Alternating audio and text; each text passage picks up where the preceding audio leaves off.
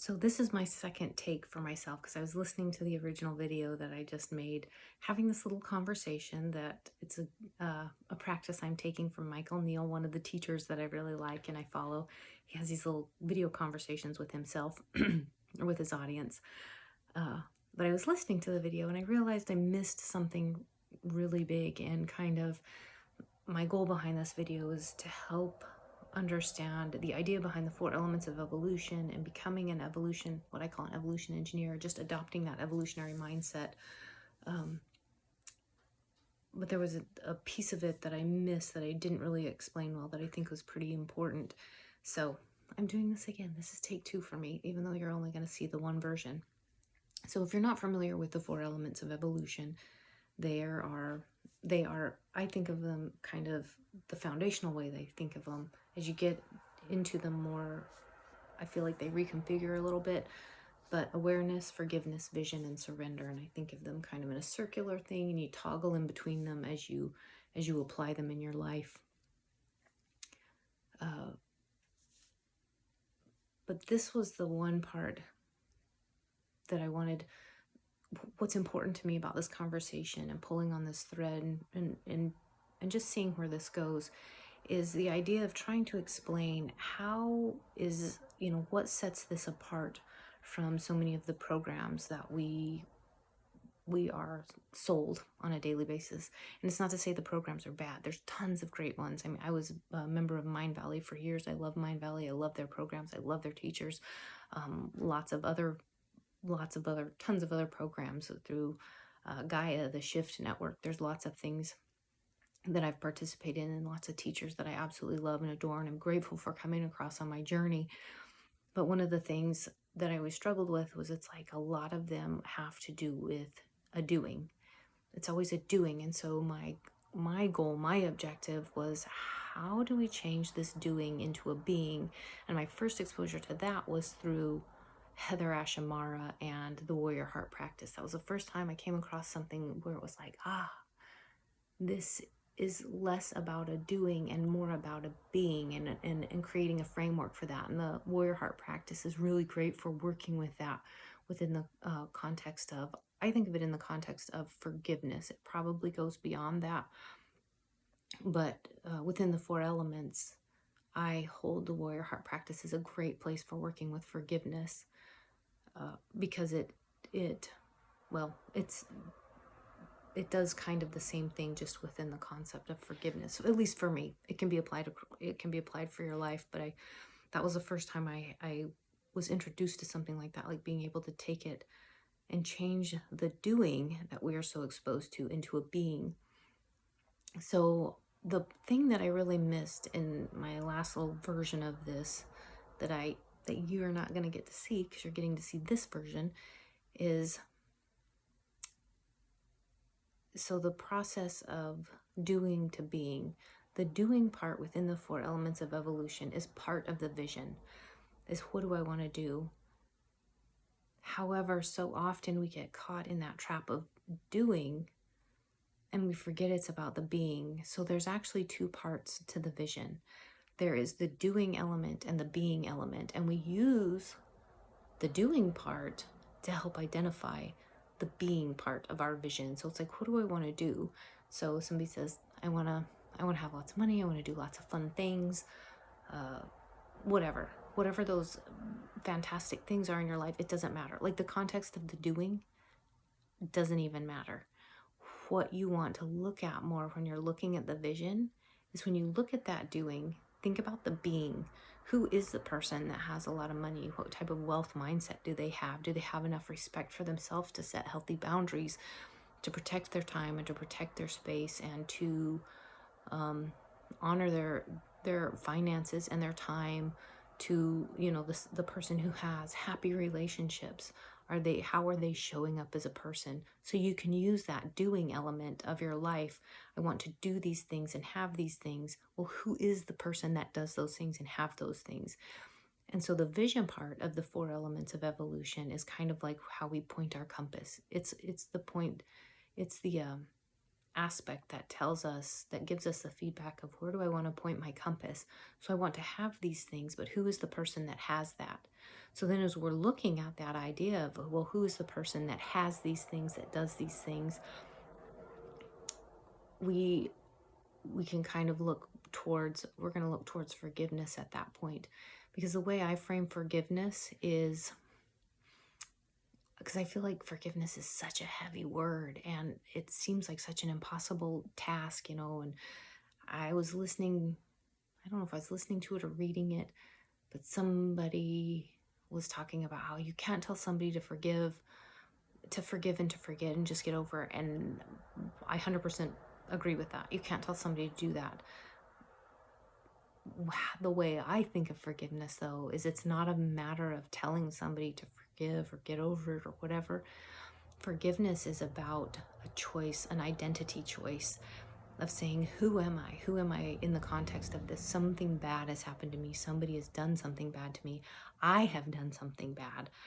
I know for me, that's probably been a larger portion of my life because I've been a jerk to a lot of people in my life. I've felt pretty bad about it. And I dwell on that idea of me, I've dwelt on that idea of me being a bad person, being unworthy, not deserving any better. And so, of course, I'm not going to achieve the things that I want to achieve if I don't think I'm worthy of those things. Or if somebody has done something bad to me and harmed me in some way, the idea of forgiveness isn't to say it didn't happen, to say that it's okay, because it's not. That's not what I'm saying when I say I forgive. When I say I forgive, I say I'm not being defined by this. Whatever that person does, whether they want forgiveness from me, whether they will ever ask for it, whether I've done something to them, whether they will ever forgive me for it, actually doesn't even matter. It might be nice, but I don't know if you've ever had that happen where somebody asks for your forgiveness and maybe it feels a little bit better, or somebody says they've forgiven you, or maybe you've mulled over something for ages and then finally when you bring it up they're like, oh, I wasn't even thinking about it and it was just you that was thinking about it. That whole forgiveness process is an individual process. That's kind of where the warrior heart practice is helpful, because it's an identity issue. In my opinion, forgiveness is an identity issue. Who am I relative to this thing that happened? Doesn't make it bad, doesn't make it okay. If it's something that you did that you're having trouble forgiving yourself for, I think of it as, I got the feedback because I got the bad feeling that's like, oh, I feel bad. And that's feedback from the universe telling me, hey, that's not cool. That's not you. That's not who you are. That's not in alignment with your highest, greatest ideal for yourself. So I'm giving you this feedback. That's not the direction you want to go. So that tells me I want to go another direction towards my vision. What is my vision? Who is the person I want to be? Do I want to be the loving person, the forgiving person, the joyful person, the person who can hold sorrow, who can hold joy, who can roll with the punches? Who is the person I want to be? So when I'm working with forgiveness, when I'm thinking about forgiveness, it's not about saying, oh, whatever, it doesn't matter, just get over it. It's none of that. It's a deliberate choice. It's a deliberate choice to say, this is what happened, and this is where I'm going to go from there. On the other side of vision is surrender, because there are often times in our lives where we can't change where we're at, where things aren't going the way we want them to go, that we can intend and visualize and do everything that we need to do, but there's other people on the planet, there's everything else happening in the world, and we can't control it all. And sometimes it doesn't happen. And a lot of times when we're just starting out, if we're looking at our vision and we're like, well, I'm here, but I want to be there, there's an element of surrender there. What's actually here? Surrender is just an ability or a willingness to say, okay, this is what is at this moment. It doesn't mean you have to be satisfied with it. It doesn't mean you have to stay in that place, but it's a willingness to acknowledge this is the way things are. You're just saying, okay, this is the way things are. And maybe you have to shoot a new azimuth. You got to repoint your compass. You got to reorient in some way. Maybe you got to take a couple steps back. but it's just the willingness not to fight what is. Because so much energy, we lose so much energy in fighting what is. And it doesn't, same thing with forgiveness. It doesn't make it necessarily okay, but it's about a deliberate response to it. Either way you look at it, it's a deliberate response. How often do we find ourselves in reaction? And actually, that's a good segue into awareness. Because even though I think of awareness as the most important element, because it kind of opens our eyes to everything else that's going on, I guess I'm bringing it up last to just simply to kind of glue the other ones together. I'm sorry, I have something in my throat. I need a quick drink.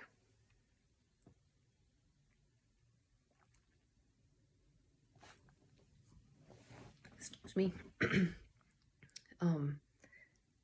But awareness allows us to see those places. Where do I need to surrender? Where do I need to forgive? Where am I not forgiving myself? Am I giving away my power? Am I compromising in some way? Am I staying focused on my vision? Does my vision need to change? Am I pursuing a vision that's not actually my vision, that's somebody else's? Or am I pursuing the thing itself and not the actual internal change? Am I pursuing the thing and not becoming the person that actually has those things? Because when you think about it, one of the examples I use a lot is like with wealthy people. For as much as people don't, there's a lot of people out there who don't like Donald Trump, but they say he's lost and got his money back. A lot of times, people who have a wealth mindset, it's like it doesn't matter if they lose their money. They know how to create wealth because they do it. Same thing with somebody might lose a loved one. It doesn't mean their love is sourced within, and so that love can be replaced or regenerated in some other way. Any of those things that we point outside of ourselves, that I need a person outside of me to know what love is. I need things and money and stuff to have a wealth mindset. Anytime we put that on something outside of ourselves, then we give our power away to that thing. So the process of evolution is using the context of where we're at, getting the vision of who the person is we're going to be, and just toggling in between those. The forgiveness, vision, surrender, continuing to bring awareness to it. And within all of that, then we start going, well, then what is it that I'm supposed to do? That's the whole point. It doesn't matter what you do. Do you want to take a class? Do you want to take a class or a seminar? Do you want to have a certain kind of job?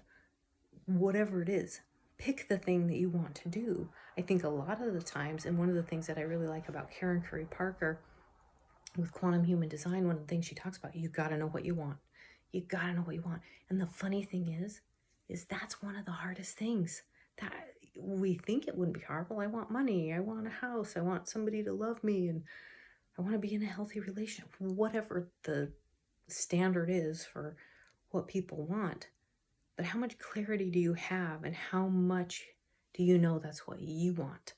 Because so often, I think a lot of what we say we want isn't our definition of what we want. It's defined by the external world. So that's a big part of it too. I'm digressing. I'm getting distracted here. But the whole idea of the process of evolution, taking the things that are happening in the world around us, everything around us, and making it into internal change, happens through that identity shift that comes with looking to the outside world. It's going to give us feedback. That's where we get our feedback. It doesn't define us, though. We choose how we're defined, and we choose that by toggling in between our vision. This is the person I'm working towards. Forgiveness. That's not the person I want to be. I want to be somebody that sets better boundaries. I'm going to be somebody that loves myself enough to not hang out in that crowd, that is going to, whatever, fill in the blank. That's your vision, right? And then the surrender part of, this is where I'm at. Where do I go from here? And the awareness, the ability to ask really good questions, to open your mind to what's showing up. Because when you start asking questions, when you have the intention to be aware, and you start asking questions, the universe will respond. And I don't say that lightly. If that is a journey that you're going to start on, and you are really going to lean into that and ask the universe questions and start opening your eyes, it will respond. It will respond. The question is when it does, are you going to be prepared to respond deliberately and continue to work towards your personal evolution, which sounds nice in theory, but a lot of times when that starts happening, we get scared and we crawl back to what's familiar. So,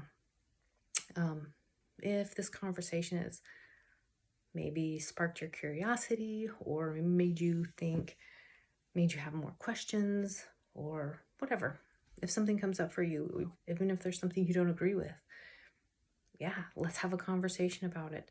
You can go to my website, Yield to Evolve, and there's a contact page there. It's YIELD, the number 2, Evolve. I'll leave it in the notes below, but or if you came across this on my blog, then you're already there. But either way, happy evolving.